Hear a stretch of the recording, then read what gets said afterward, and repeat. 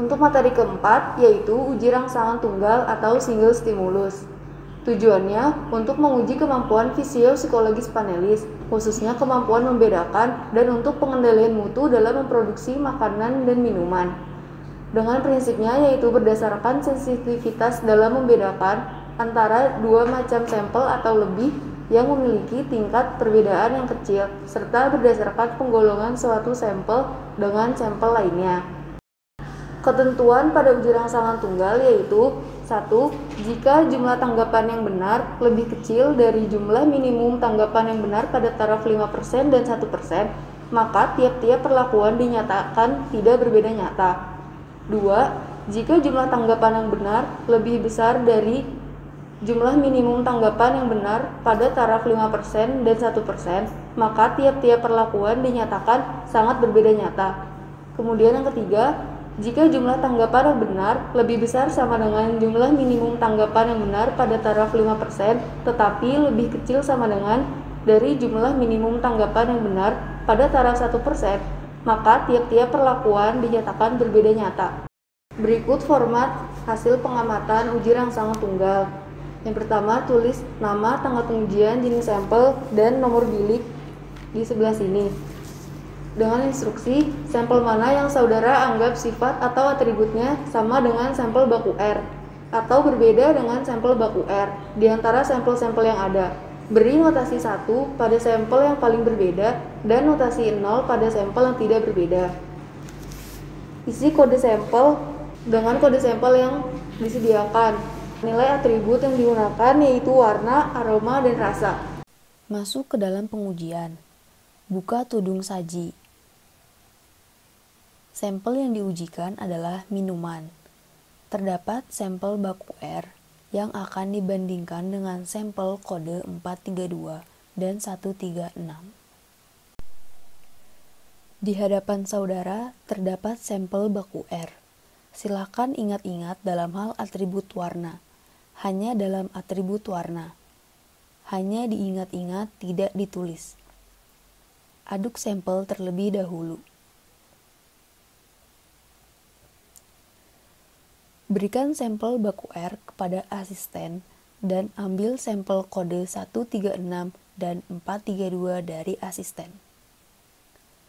Kemudian, amati sampel hanya dalam atribut warna. Bandingkan dengan baku R yang sebelumnya telah diingat-ingat. Beri notasi 1 jika berbeda, dan beri notasi 0 jika sama dengan baku R.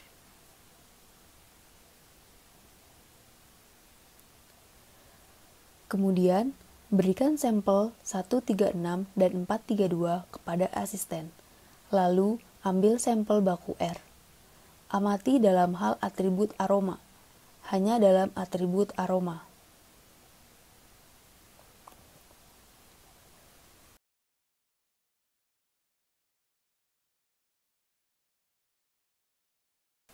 Berikan sampel baku R kepada asisten dan ambil sampel kode 136 dan 432 dari asisten.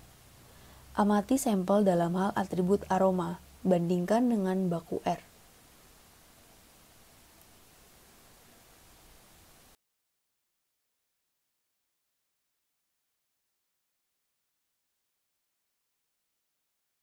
Berikan sampel kode 136 dan 432 kepada asisten, dan ambil sampel baku R.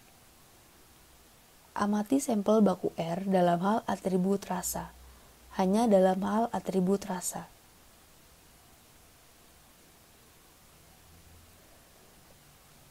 Berikan sampel baku R dan ambil sampel kode 136 dan 432 dari asisten.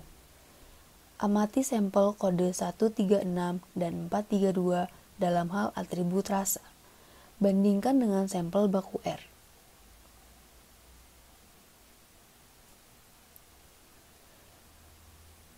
Isi bagian komentar dengan sulit atau tidak sulit dalam membedakan.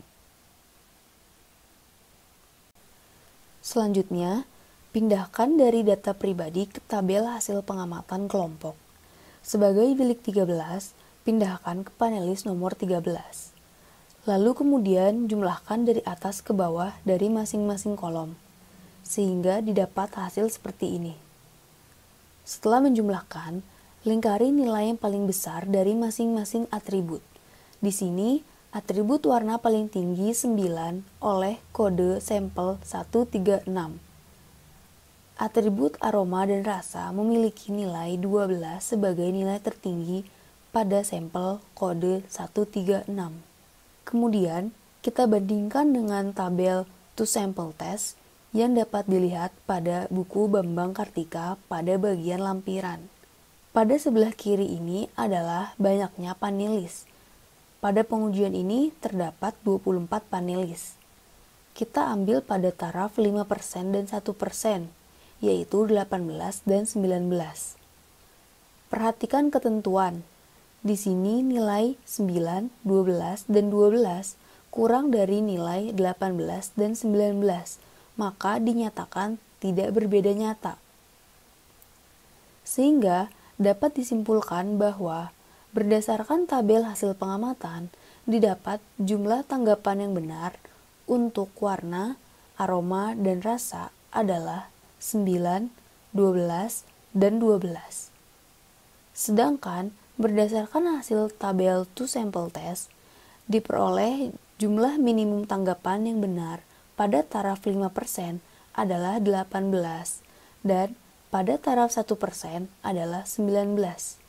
Sehingga dapat disimpulkan bahwa dalam hal atribut warna, aroma, dan rasa, sampel kode 136 dinyatakan tidak berbeda nyata terhadap sampel baku R.